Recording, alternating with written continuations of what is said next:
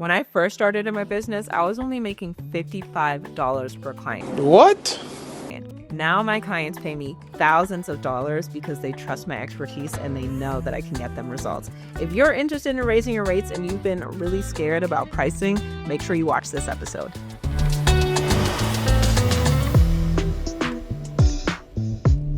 Hey guys, welcome back to another episode of Work Hard, Live Soft, where we talk about how to build a successful business so you can design a life that you love. I am very excited about today's episode because we are in a new year and I see that the girls are still undercharging. Let's talk about the common misconceptions that you may have around pricing that's keeping you broke and underpaid and not hitting your revenue goals. Here's what I know for sure.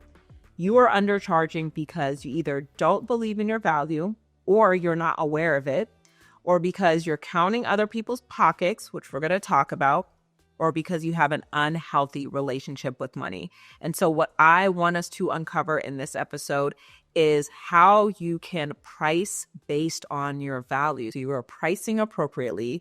You're pricing in a way where you feel confident, where you don't feel like you are at a deficit, where you don't feel like people are stealing from you. We're going to talk about how to price with integrity. Because if you are like my clients, they want to price with integrity. They want to make sure that they're not overcharging. There's something very interesting about pricing with integrity that I want to talk about today. So we're going to dive deep into that. And then we're also going to talk about how to build a healthy relationship with money.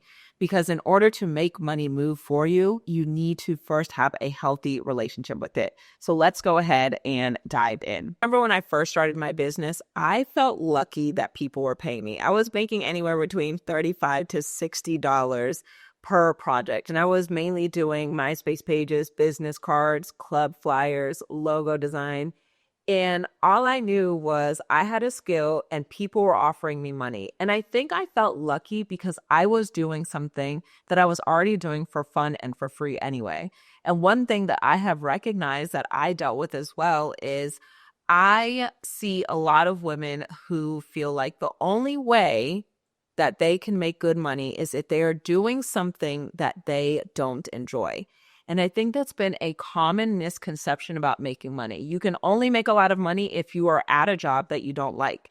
And so when we do find something that we enjoy, in order for us to make good money around it, we have to shift our mindset because I see so many people feeling guilty about charging for things that come easily to them or that they enjoy doing. And I want you to understand that people are paying you because it comes easily to you. And it's because it's hard for them. And so if you've been feeling any guilt around that, you have to understand that you don't get paid because you're working hard. When you're like making money, you're not getting paid because the work you're doing is hard. You're getting paid because of the value that you are providing. And so we first have to really tap into, how do we understand what value is? Do you have an awareness of your value? And do you truly believe that you are valuable? When I was still doing web and graphic design, I thought in my mind that people were paying me for graphics. I thought if they're paying me for a logo, they're paying me for a logo. If they gave me money for a website, that they're paying me for a website. If they were giving me money for a flyer, that they were paying me money for a flyer. And I had to recognize as I developed as a business owner and somebody who knew how to better market and sell myself, I recognized that the thing they were paying for was not where they found the value. What I mean by that is when people came to me and they paid me for a website, they were not giving me money to simply have a website. They wanted a platform that was going to highlight their skills, highlight their expertise, highlight their products. They wanted a website where people would go to that website and say, wow, these products are amazing. How they describe this product is amazing. How they describe this service is amazing. I want to buy from this. People wanted a website because they associated having a website with being a profitable business owner. And so if you have no idea and no awareness of what your value is, I want you to start asking your clients or potential clients why they want to get the specific service from you. If you are a fitness coach and somebody comes to you and says, I want to lose 15 pounds in the next 12 weeks, ask them why. Why do you want to lose weight? Why is that important to you? What happens if you don't lose the weight? Because here's what you need to understand when it comes to value. Value is measured in the person's desire and in the person's pain. And it's also measured in the consequence or the cost. This is very important because oftentimes when we're looking at money, we are looking at the price point of something. We're looking at the cost in terms of the monetary amount instead of the cost in terms of what we will not gain if we don't make that investment. So if you are a business coach and somebody says, I want to make more money in my business, and you don't know what your value is, ask them why. Why do you want to make more money in your business? What's important to you about making more money? What happens if you don't make more money? If you are a parenting coach, somebody comes to you and says, I want to learn how to do gentle parenting with my toddler, or I'm working, or I have an adolescent, or I have, a child going off to college. I want to be a better parent. I want to feel more equipped to support my child. Ask them why. Why? Because that is going to help you become aware of your value, and it's going to allow them to be very clear of what the cost is if they don't get that why. So in this example, parenting, I want to make sure that I'm equipped as a parent that can help my toddler deal with their emotions. Well, what happens if you don't get this help? What happens if your toddler never learns how to manage their emotions? What happens if they go off to school and they're hitting other kids? And so it's really important that you and your client know how to count the cost. But you, more importantly, because you're going to be the person that is selling, and then you need to make sure that they're in alignment with the results that you want to be able to give them. Value is subjective, and it's based on the transformation that you are going to be able to give other people. A common mistake that I see people making when it comes to pricing, and I've made this too, is that they price based off of 3 reasons. They price based on time. They say, well, it's going to take me a long time to be able to coach you in this. It's going to take me a long time to build a website. It's going to take me a long time to whatever it is. Whatever the time frame of the service is, they think I should get paid based on the time frame of the service. Or they want to charge based on their talent. Right? I went to school for this. I've been doing this for how many ever years. I know that I'm really good at this. Nobody paints better than me. Nobody shoots photo better than me. Nobody edits better than me. And so they're so focused on how good they are, and they think they should get paid because of that. Or sometimes people charge based on their tools, right? I'm charging you this amount of money to detail your car because of the vacuum that I have or the pressure washer that I have, or I'm charging you this much to build your website because of the laptop that I have. I'm charging you this much to shoot your photos because my lens is very expensive. And so people will then start charging based on their time, the time spent to provide the service. They will start charging based on their talent, how many years they've been in their industry, or they will start charging based on the tools, the exact resources they need to be able to provide that service. But what you need to be charging for is the transformation that your time, your tools, and your talent can get your ideal client. Because at the end of the day, you're supposed to be talented. You're supposed to spend time doing this. You're supposed to have the tools to be able to provide the service. What we need to know is, can you having all of these things do anything for me? So you need to understand what the transformation is. And the transformation has to be getting them from where they are, confused as a parent, not knowing how to get in better shape, not knowing how to run their business, not knowing how to run their social media, whatever that pain point is, to the desired outcome that they want. So when you think about value and you think about transformation, you now have to ask yourself, as an expert who wants to price based on value, do I feel confident enough in my skill set that I can get a client from pain point to desired result? So the first thing is really just truly knowing how to price based on value. Now, another reason you're undercharging, and we got to nip this one in the bud, okay? You're undercharging because you really want to be a good person.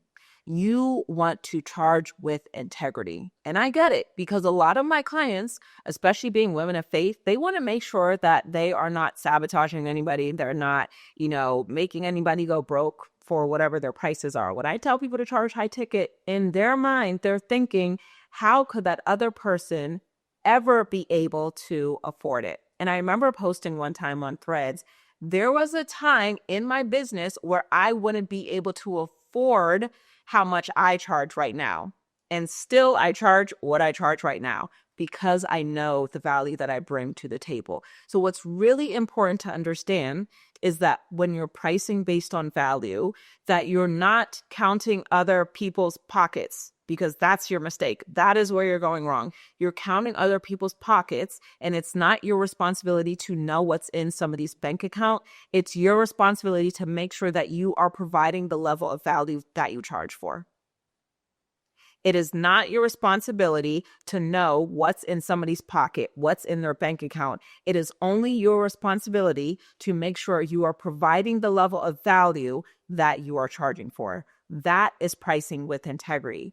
And so what happens is when you start pricing based on what you think somebody has, typically what's going to happen is, I've seen this with me, I've seen this with my peers. We might go try to find a graphic designer, find a web designer, or just any type of service provider. And we will be the point of contact, and we'll reach out and we'll say, hey, I'm looking for help in this area. Can you send me over your prices? And instead of sending over their prices, they will actually inflate their rate because they see us online and they see, or they assume that we have a lot of money. And so that's absolutely not pricing with integrity. But on the other end of it, I see so many people that you'll look at somebody and you'll think there's no way they have this money. And then you start undercharging yourself. And it's out of integrity to do that, because integrity with pricing means that you are pricing based on the values that you are going to deliver, not pricing based on do they have enough money or do they have even more money than what I assume. And so it's incredibly important. One thing I've also recognized is that when people come to me and I can tell that it's going to be a stretch for them to make the investment, when they stretch themselves, they actually show up more. And what I know to be true, 9 times out of 10, the clients who make the investment to join the program versus the clients that show up to only the free things, or they buy just the smaller digital products, it's the clients that make the bigger investment that get the bigger results, because there's a higher level of commitment. When you pay attention. And so pricing out of integrity, meaning that you're going to price at the price point where you are providing that level of value. Some people are going to have to stretch themselves financially to work with you, and it's okay.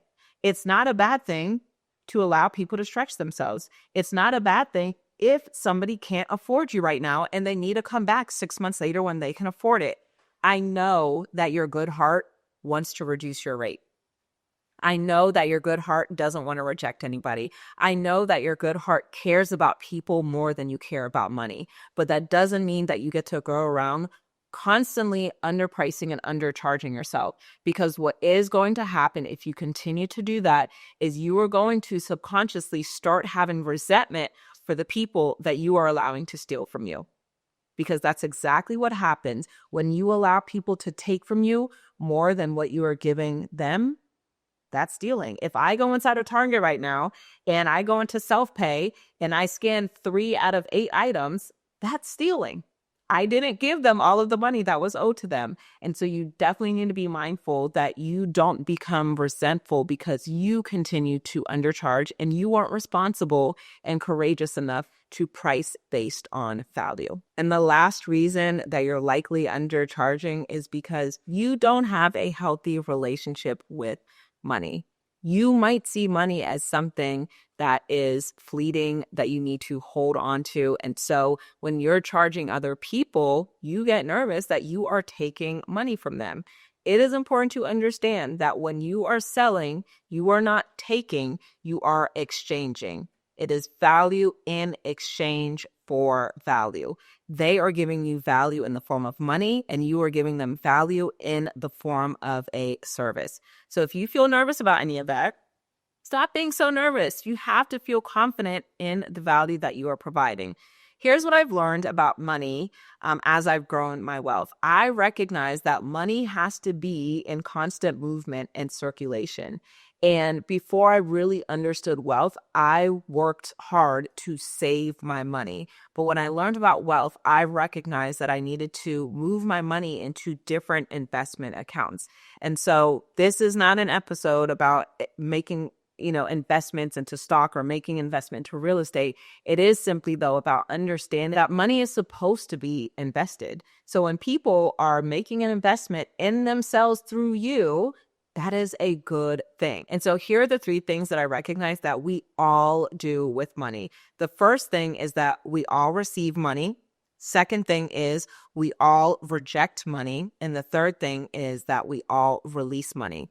Now, here's what you should be doing with your money as somebody who wants to develop a stronger relationship with money and somebody who wants to be a good steward of their money. The first thing is you want to make sure that you are receiving money with gratitude, whether that money is gifted or whether that money is earned, whether it is $1 or whether it is 100, assuming that you are earning the dollar or earning the $100 or whatever that amount is, and it's in alignment with the value that you're getting it for. We want to receive it with gratitude. If I'm walking and I find a $20 bill on the ground, thank you, Lord. So you want to make sure that you are receiving money with gratitude, because what you appreciate appreciates. The more you appreciate something, the more of it you will attract. You want to make sure that you're receiving money with gratitude. The reason I emphasize this is because sometimes I will get a random PayPal notification that says, you just earned $167 from whatever affiliate that I'm part of. And typically, my company is making multiple 5 figures per month. Now, if I become entitled with money, I could look at that $167 and say, who cares? $167 is nothing. No, I'm grateful for that $167,000. And I'm also grateful that it's going to continue multiplying. So you want to be able to have that attitude when it comes to money. The second thing is you want to learn how to reject it with wisdom. Now, I don't think that money is good or bad. I don't think that there's any morality that can be tied to money, but I do think that the source in which it comes from can be good or bad. And so depending on how that money is coming to you or where that money is coming from, you want to be able to have the wisdom to reject it.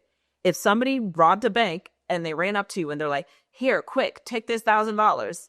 I don't want no parts of that. I don't want any of the energy that is attached to you robbing people, because I know if I accept that money foolishly, that my money is going to start acting funny. Somebody's going to start stealing from me. My stuff is going to all of a sudden go disappearing. So it is very important to have that discernment and that wisdom on where you should be receiving your money from. And lastly, in order to steward your money well, you want to be able to release it with confidence.